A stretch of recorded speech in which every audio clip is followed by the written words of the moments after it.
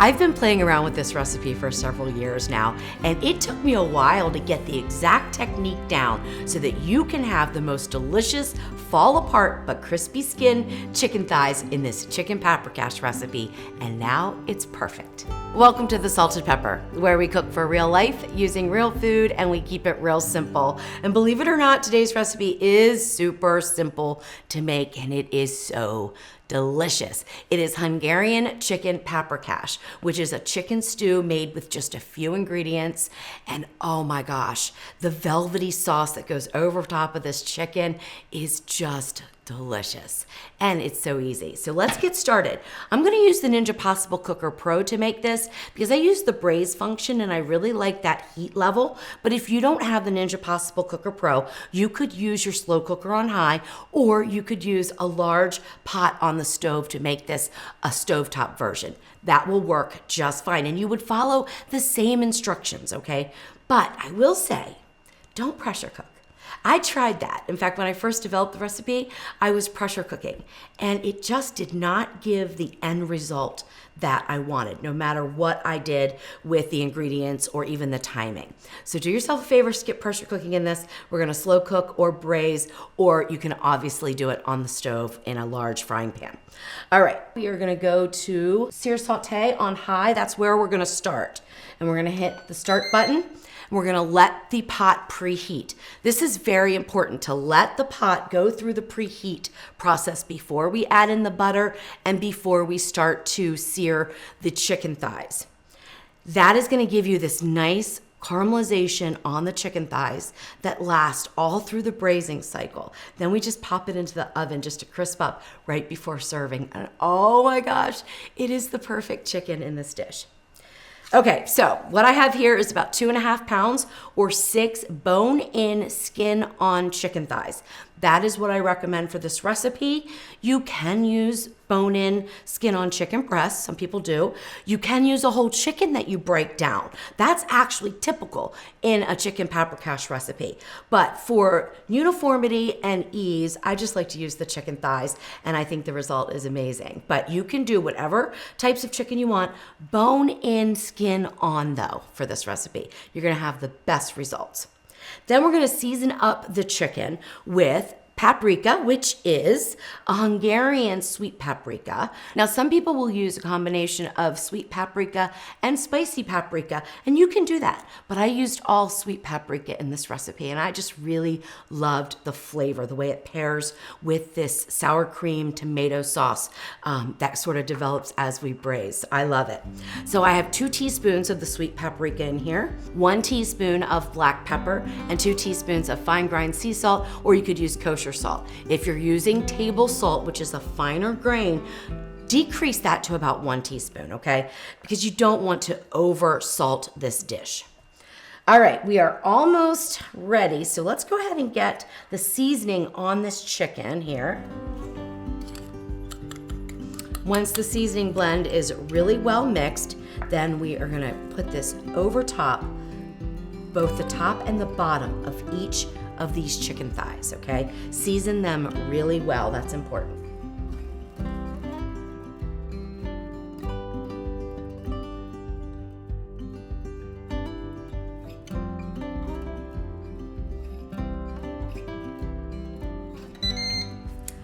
All right, now the Possible Cooker Pro is preheated. We're gonna add in the fat that we're gonna use to sear the chicken thighs, and I'm using 4 tablespoons of salted butter because I like the flavor it brings into the dish. However, you could use any type of neutral oil or even a lard if you preferred, or tallow would be fine. If you wanted to use a beef tallow, that's fine too.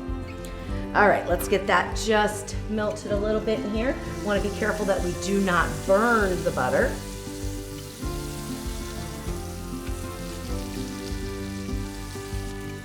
And then we're gonna lay the chicken pieces skin side down, right in this pot.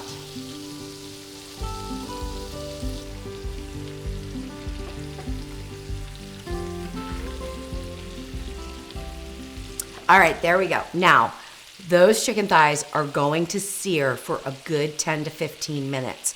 We want to really render the fat from the skin and start to create the crust. That's going to carry along through the braising process and make it super easy to crisp up the outside of the chicken just before serving. Now, what I usually do now is prep the rest of the recipe, but you could do this prep beforehand if you wanted. I like to add in 2 either yellow or orange bell peppers, but they are totally optional. I've tried the recipe with and without. I prefer it with. Doesn't really matter if they're yellow or orange peppers, but if you want to skip it, you absolutely can. Really important though is onions, and you want to use 2 rather large onions in this recipe. That's what helps develop the flavor of the gravy that goes over top of this chicken. And you can use any kind of onion you want. You could use yellow, white, or a sweet onion, which is what I'm using. Don't recommend using red onions though, or purple onions, because they are gonna kind of impart a different color into the dish. But if you're in a pinch and that's all you have, use them, it'll be fine. All right, so I'm gonna dice up all of these vegetables while the chicken is searing on that one side, okay?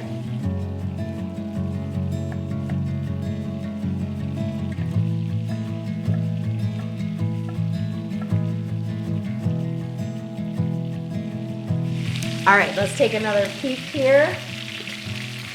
And it's probably about time, yes, to flip these over. So they seared on the one side for 13 minutes, maybe 14. Oh my gosh, look at these are beautiful, absolutely gorgeous. Now, while I finish with the garlic, I'm just gonna let them sear on the other side a little bit, okay? There is some skin that tucks around, and I didn't open it up, so it will start to render and crisp up that skin as well.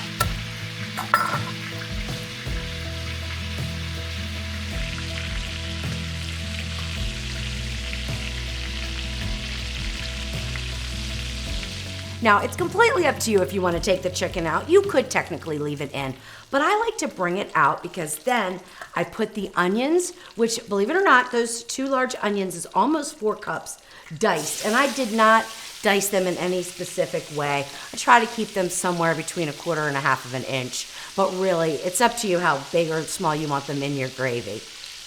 So I put those in.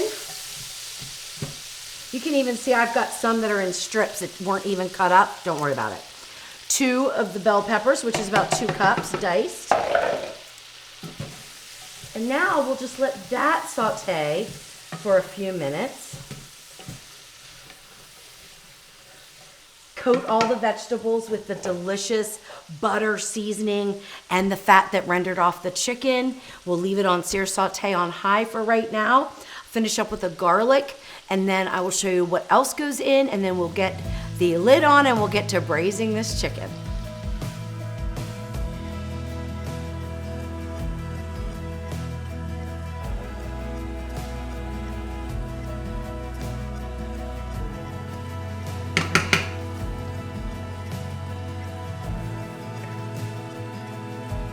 All right, once the garlic's in, we're gonna give it a little stir.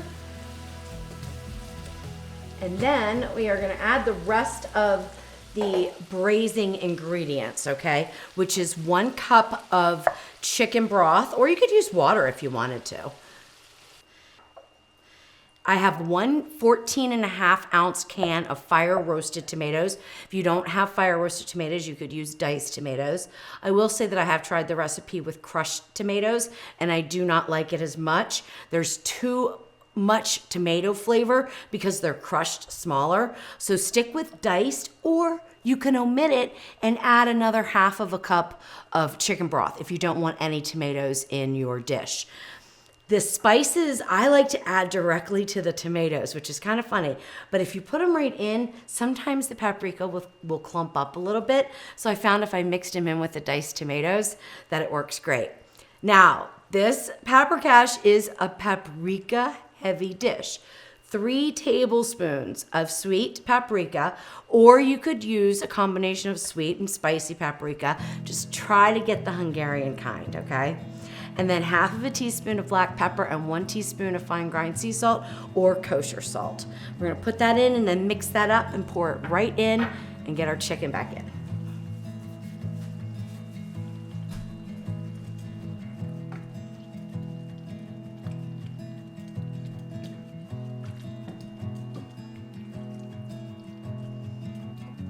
Okay, now we set the chicken thighs back on top, skin side up, so the crispy part up. We want them submerged in this liquid about 50% of the way. That is how you usually do something that you're braising. And we leave the skin out. Even though the skin will soften because it's going to be steaming, it still leaves it out so we have all that nice flavor and all those nice seasonings that don't get diluted into the sauce. They stay right on the skin, which makes it so unbelievably delicious when we go to eat it. I just absolutely love this dish. Now I know somebody's gonna ask me whether or not you can double this. You could probably add a couple more chicken thighs to the mix, but if you went to double it, you would have to layer the chicken and it's not gonna have the same end result. Is it doable? Yes. Are you going to lack a little bit in texture of the chicken at the end? Yes. So it's up to you. If you need to double it, you can double it, but you're not gonna have the exact same result. All right, put the lid on, and now we're gonna switch over to braise.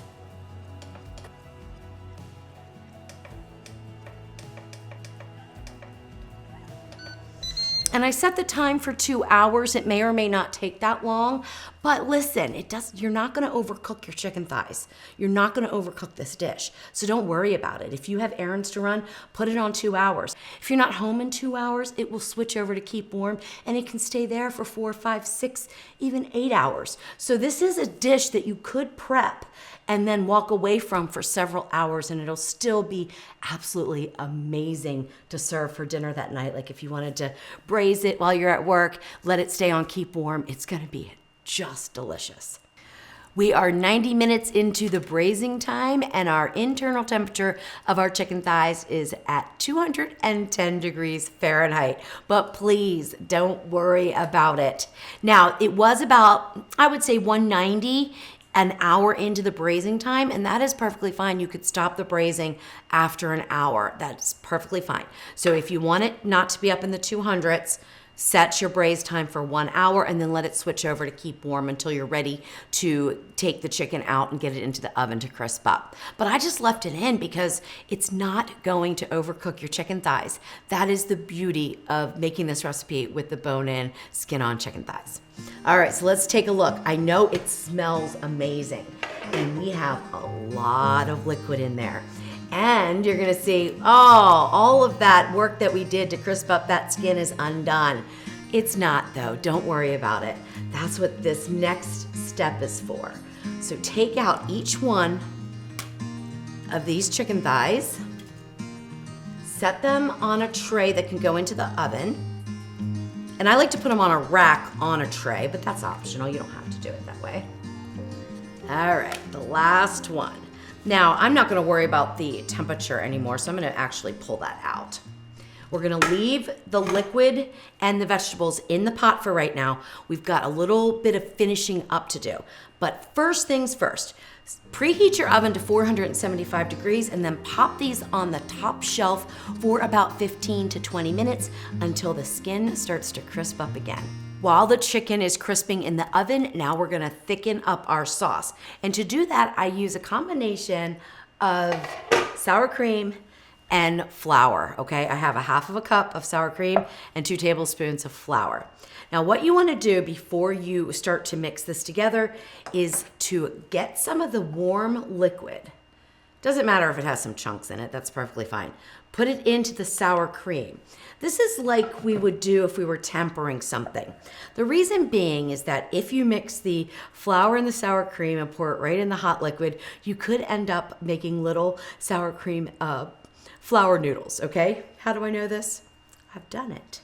And it just makes your gravy look really lumpy. So don't do that. We're gonna mix this up and then we're gonna slowly add in the flour.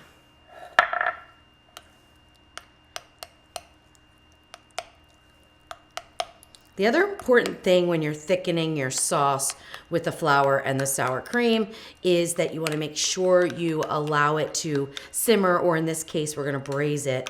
And you want it to braise for at least 15 minutes. That's going to cook out any of the raw flour taste, and it will be absolutely delicious when we serve it.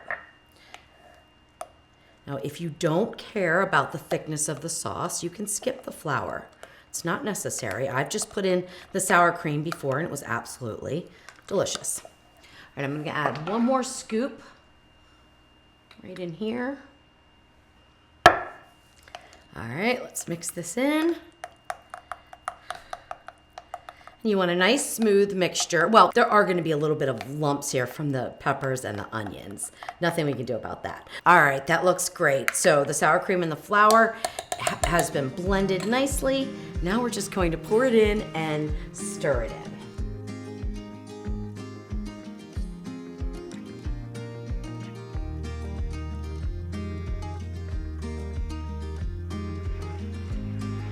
You will immediately start to see the sauce lightening up, and as it braises, because we're still on braise, it will thicken up too into a nice, beautiful gravy.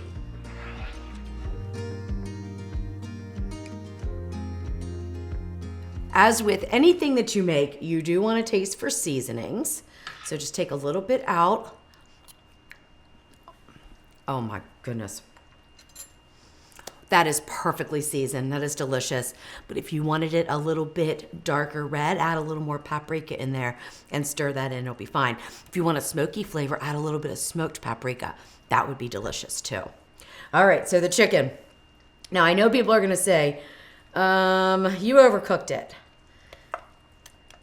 Maybe for you, but not for me, because, oh, I love crunchy chicken skin. I don't like soggy chicken skin. So this is perfect for me. But look, it's your chicken. Cook it the way that you like it. And crisping up the skin is definitely optional. Now, if I was serving this for a family, I would put my no-kedli noodles down on a platter. I would put my chicken down, and then I would pour the gravy over top. But because I'm serving it as a single serving, I like to keep it separate. That way, when I go to reheat the chicken, doesn't have all the gravy all over it. So it allows me to crisp that skin up a second time. All right, we've got some homemade no-kedli noodles here. And let's put those out on the plate. Now these I made about 30 minutes ago. They are still warm. This is a very popular side dish for chicken paprikash. They're super easy to make. You just need a pot of boiling water and a couple of ingredients to make the dough or the batter. And now, put this on the side, put our chicken there, and oh my gosh, spoon over this delicious, thick paprikash gravy. Oh my gosh. This is so amazing. Wow. Oh my gosh. Now, one of the ways that I tell if the chicken is cooked enough for me is if I can eat it with a fork. And guess what? I can. Look at that. Oh my gosh. I promised you fall off the bone chicken. I delivered fall off the bone chicken. This is so good. It is worth every second. And this preparation is fantastic. Now, I promised crispy skin.